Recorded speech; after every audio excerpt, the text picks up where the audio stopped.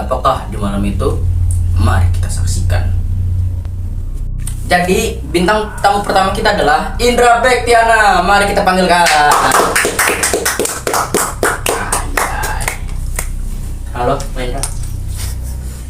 Dekat kan? Nah, jadi guys, sebelum mulai kita mau makan ini dulu guys. Kerupuk Mak Jos tuh. Di sini favorit itu yang rasa kerupuk seblak guys. Rasa asin daun jeruk.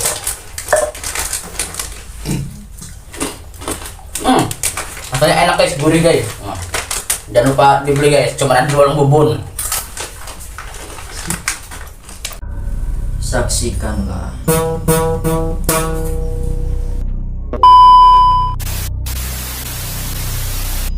Jadi guys, sebelum mulai kita mau lo haus gak sih? Iya, haus nih gua, ada minum Pak. Tolong dong minum 3 Wih, mantap.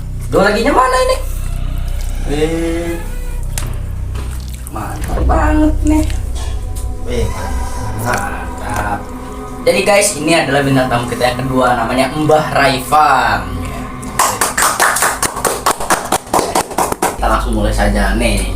Buat Bang Indra, ada nggak sih lo cerita-cerita horor gitu tuh? Ya pasti ada dong, gua datang jauh-jauh ke sini. Masa nggak bawa cerita? Langsung saja ceritakan. Izin cerita ya Mbak. Silakan ceritakan. Baik, siap. Jadi gua dulu pas malam Jumat tuh ya, satu keluarga gua, sekeluarga gitu, udah ngerencanain buat liburan. Wah, dukun juga ternyata ya. Kan nebak kan kita sudah nebak. Nah, jadi kan udah direncanain gitu. Paginya keluarga gua berangkat semua tuh, sama gua juga pastinya, untuk liburan di Anyar, pantai ceritanya tuh. Tapi lu nginep di hotel gitu? Oh iya, nginep di Hotel atau villa? Hotel. Hotel. Hotel. Nah, konon katanya hotel itu tuh angker. Menurut warga atau apa? Apa orang-orang situ? Dari harga, dari beberapa situs internet juga mendiskriminasikan. Apa sih? Deskripsikan atau apa gitu? Ya pokoknya gitu deh, katanya angker itu hotel. Tapi kan karena keluarga gua nggak percaya sama hal-hal yang kayak gitu, tetap maksa ke situ. Nah, tapi kan udah di pantai tuh, kita main dulu di pantai sampai sore. Udah sore tuh, udah mau maghrib, udah gua OTW deh tuh ke hotel yang katanya angker tadi. Itu pas malam Jumat itu? Pas malam Jumat. Malam Jumat.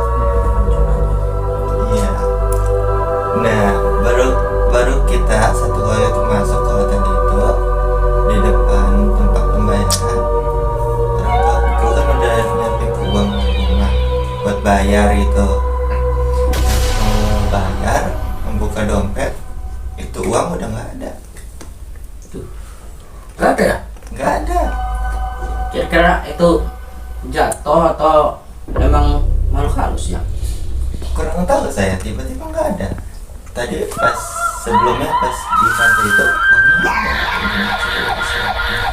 Kalau menurut Mbak tuh kalau kayak gitu tuh apa tuh? Misalnya mistis atau emang lalainya orang tuanya si Indra?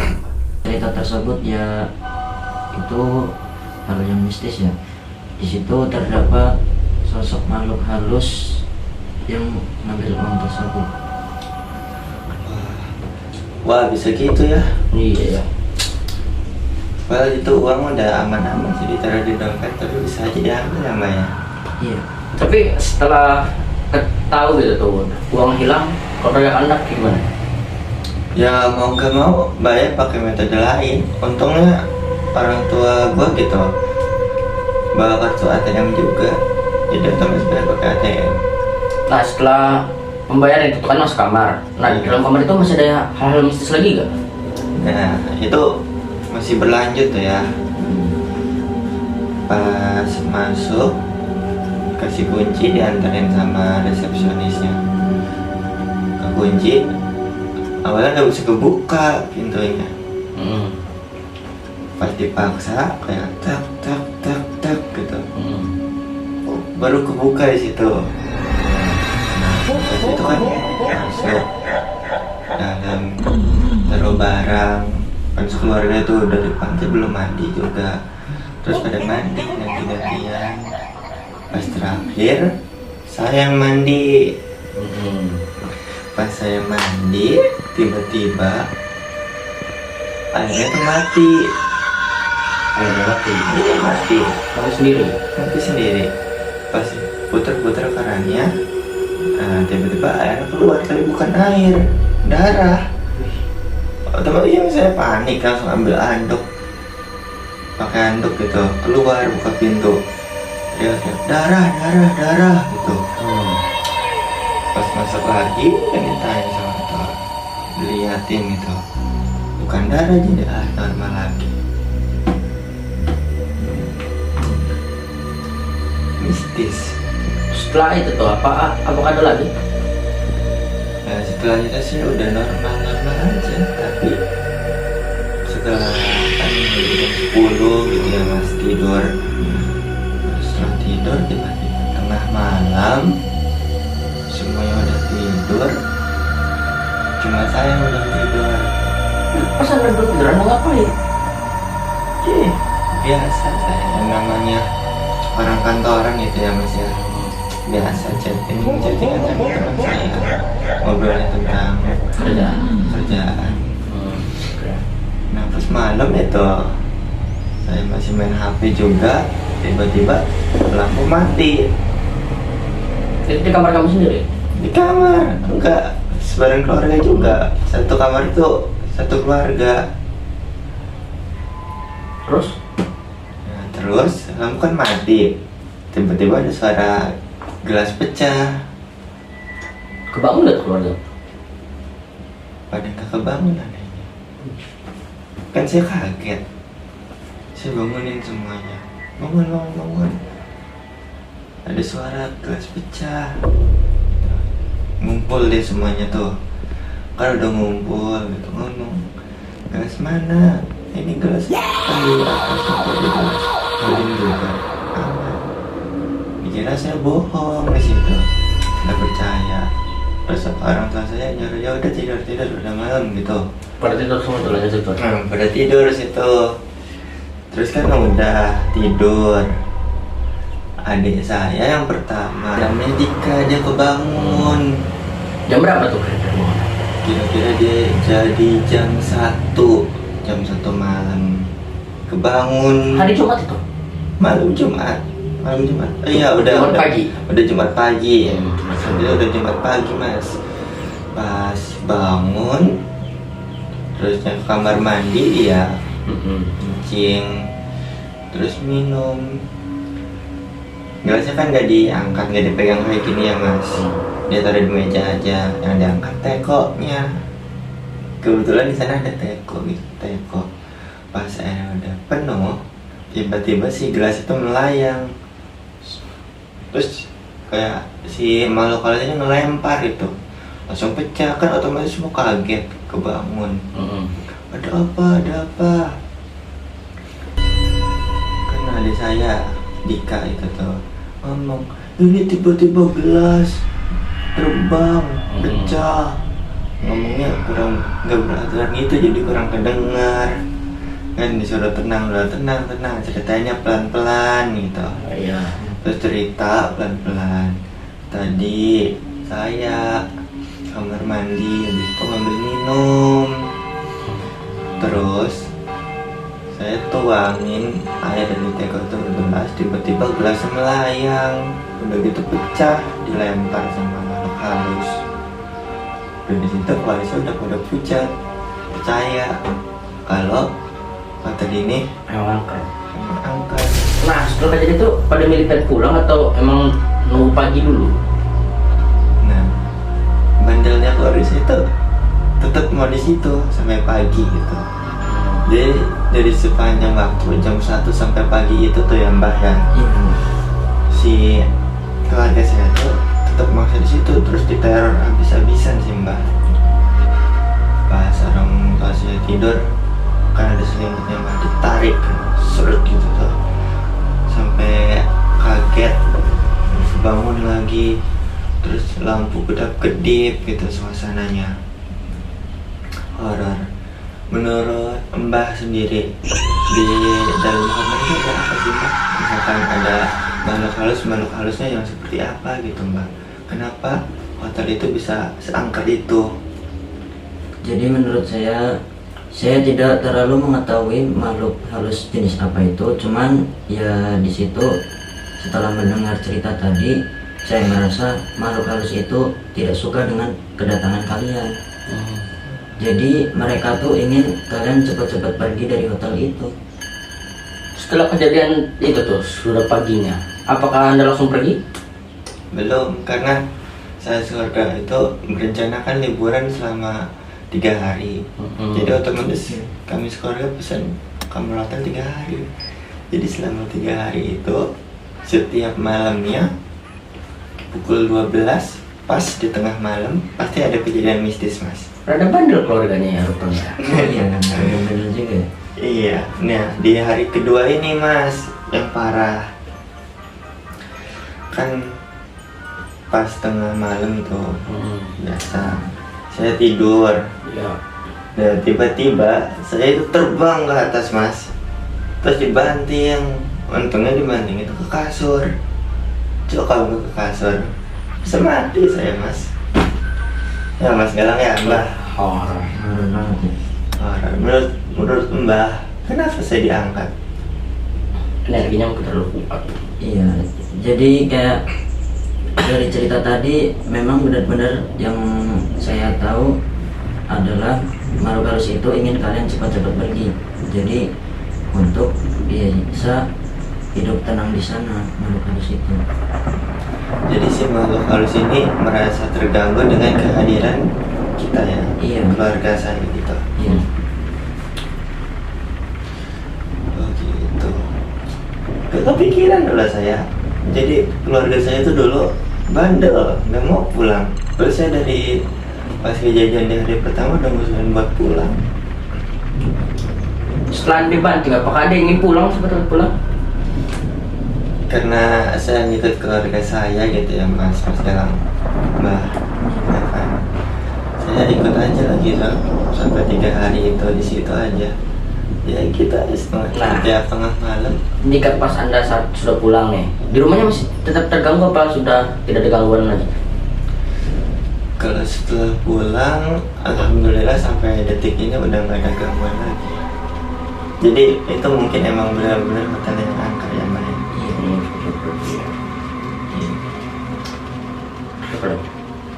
Boleh lanjutin cerita yang tadi? Di hari ketiga. Di hari ketiga paginya saya pergi buat belanja oleh-oleh.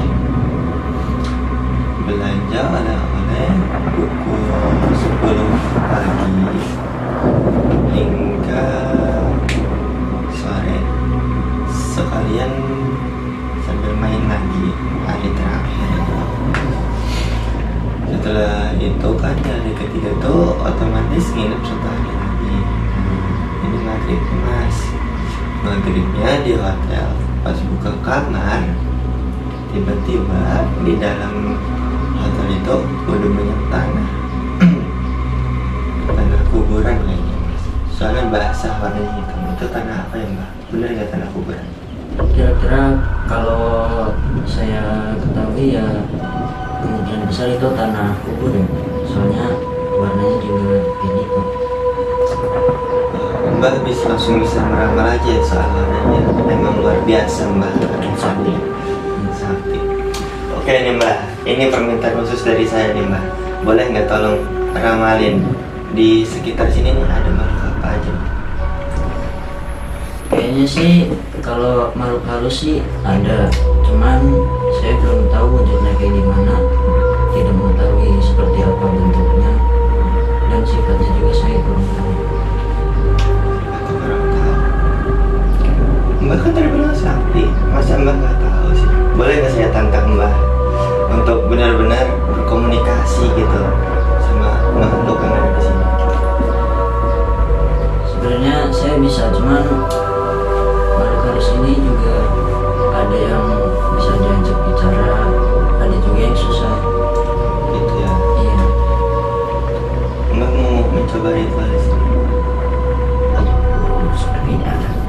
sini akan hancur nanti. Hancur nanti ini ruangan saya nih. Jangan diajar sini. Takutnya makhluk halusnya nggak terima nanti. Aku terlalu melenceng nanti videonya di unban sama YouTube. Bahaya. Di banned sama YouTube ya guys. Ya udah, kita nggak ada ritual-ritualan ya. Lanjut ke cerita ya yang tadi. Jadi kan di hari 3 itu di dalam pas pulang itu sorenya maghribnya itu ada tanah kuburan gitu, yang seperti Mbah Raivan katakan tadi ya kan pemirsa. Jadi setelah itu karena berhubung tinggal 1 hari lagi, kita bersihin itu kamar, tanah-tanahnya dikumpulin, saya sekeluarga plastikin itu tanah, terus tidur, semua pada tidur, gak ada yang berani. Gak ada gangguan itu setelah itu, tidak ada gangguan. Tentu ada dong mas, setiap tengah malam. Pas hari ketiga ini tengah malamnya, ini bukan sifat-sifat atau apa-apa lagi yang kalau saya berbuat, tapi udah kayak nunjukin bahwa dia itu siapa.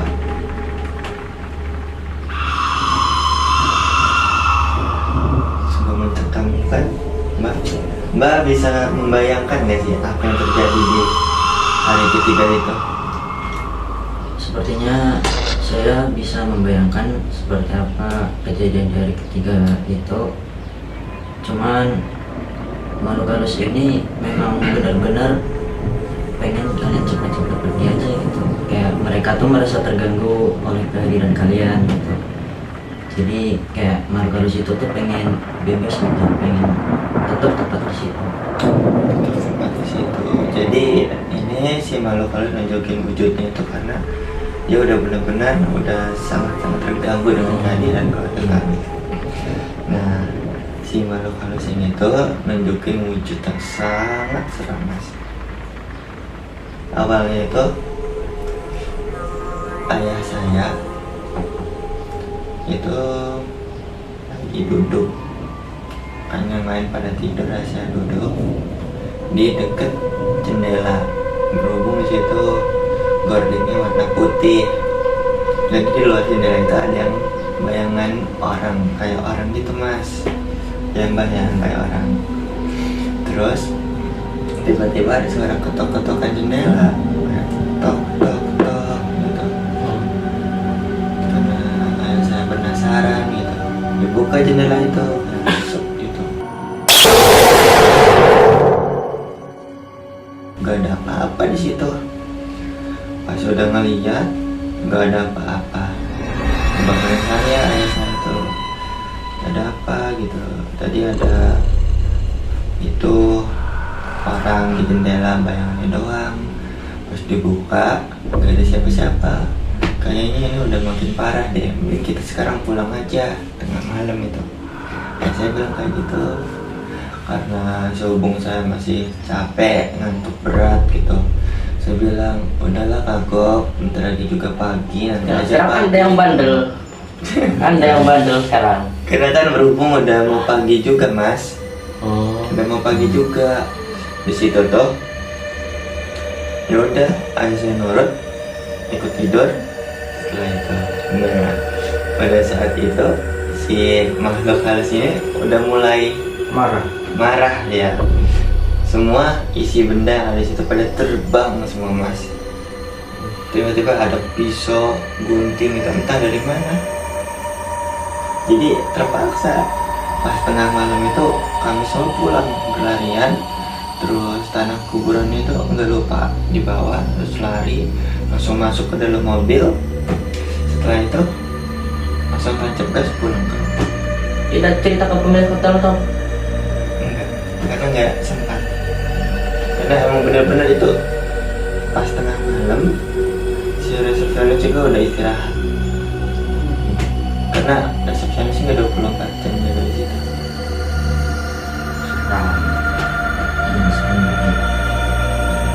Terus anak kuburan dia apa? Tanah kuburannya itu saya bawa ke rumah guru saya. Kebetulan saya punya guru, seorang ustadz besar gitu. Saya bawa ke sana, terus si tanah itu dibakar menggunakan arang. dikubur di tanah juga. Tanggapan Mbah. Jadi menurut ini tanggapan saya ya, Indra pulang tengah malam itu karena Indra itu dengan keluarganya sudah terpojok oleh makhluk halus itu. Jadi makhluk halus itu menampakkan dirinya, dan setiap malam juga kan makhluk halus itu mengganggu keluarga Indra. Nah, pasti makhluk halus itu emang benar-benar udah gak ingin kalian di situ. Jadi kayak udah merasa terganggu banget, udah kayak pengen cepet-cepet pergi aja. Iya mas, Mbah. Jadi pesan moral yang bisa Mbah kasih apa gitu, tanggapan gitu, pesan-pesan untuk penonton jangan apa gitu Mbah. Tanggapan saya ya untuk kalian semua nih ya, kalau ingin pergi kemanapun, mau nginep gitu, kalian jangan lupa baca bismillah.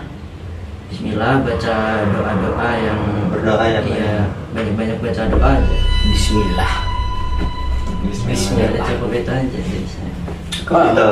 Ada Kalau tambahan, Pak? tambahan dari saya ya, jika ingin bepergian memang jangan mengganggu lah gitu. Jika orang di situ tidak suka, mending langsung pergi gitu. Jangan mengganggu. Banyakin bismillah. Banyakin bismillah ya mas ya. Mbah ya. Banyakin doa ya. Iya. Mungkin cukup ya. Sudah cukup lah. Oke, mungkin cerita dari saya juga segitu mas. Udah semuanya saya ceritakan, pengalaman pribadi saya. Ya mungkin itu saja. Mungkin cukup selesai ya guys ya. Tidak usah banyak-banyak, sudah merinding juga nih. Baik, saya akhiri. Terima kasih. Selamat apa ya? Selamat tinggal. Sampai jumpa. Sampai Sampai jumpa. jumpa. guys. Sampai jumpa. Jangan apa sih? Jauh ya. Kayaknya ada sosok tuyul yang emang